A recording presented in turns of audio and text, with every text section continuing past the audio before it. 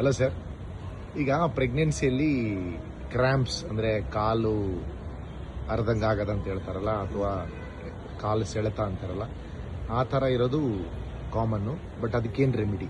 Tablets ತಗೋಬೇಕಾ ಅವರು? ಈಗ ಬಹಳಷ್ಟು ಹೆಣ್ಮಕ್ಳಿಗೆ ಈ 2ನೇ ಟ್ರೈಮಿಸ್ಟರ್ ಮತ್ತು 3ನೇ ಟ್ರೈಮಿ ಅಂದರೆ 3 ತಿಂಗಳಾದ ನಂತರ ಇದು ಕಾಲಿನ ಸೆಳೆತ ಉಂಟಾಗಂಥ ಸಾಧ್ಯತೆ ಜಾಸ್ತಿ ಇರುತ್ತೆ. ಇದಕ್ಕೆ ಹಲವಾರು ಕಾರಣಗಳಿರುತ್ತೆ, ಒಂದು ನಿರ್ದಿಷ್ಟವಾದ ಕಾರಣ ಇರಲ್ಲ. ಸಾಮಾನ್ಯವಾಗಿ ಮುಖ್ಯ ಕಾರಣ ಅಂದರೆ ಕ್ಯಾಲ್ಸಿಯಂ ಮತ್ತು ಮೆಗ್ನೀಷಿಯಂ ಡಿಫಿಷಿಯನ್ಸಿ ಇರುತ್ತೆ. ನಮ್ಮಲ್ಲಿ ನಾವು ಸಾಮಾನ್ಯವಾಗಿ ಇಂಡಿಯನ್ಸ್, ಭಾರತೀಯರು ಬಹಳ ಕಡಿಮೆ ಪ್ರಮಾಣದ ಕ್ಯಾಲ್ಸಿಯಂ ಬಳಸ್ತೀವಿ.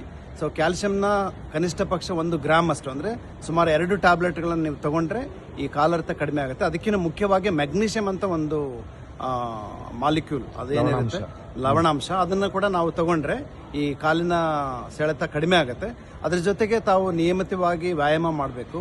ಮತ್ತು ಕಾಫ್ ಮಸಲ್ ರಿಲ್ಯಾಕ್ಸೇಷನ್ಗೋಸ್ಕರ ಸ್ಟ್ರೆಚಸ್ ಮಾಡ್ಬೋದು, ಮಸಾಜ್ ಮಾಡ್ಬೋದು, ಅಥವಾ ಕೆಲವು ಸರ್ತಿ ಜಾಸ್ತಿ ತುಂಬ ತೊಂದರೆ ಇದ್ದಾಗ ಕೋಲ್ಡ್ ಪ್ಯಾಕ್ಸ್ ಅಥವಾ ಹಾಟ್ ಪ್ಯಾಕ್ಸನ್ನು ನಾವು ಸ್ನಾಯುಗಳಿಗೆ ಇಟ್ಟಾಗ ಅದು ಕಡಿಮೆ ಆಗುತ್ತೆ.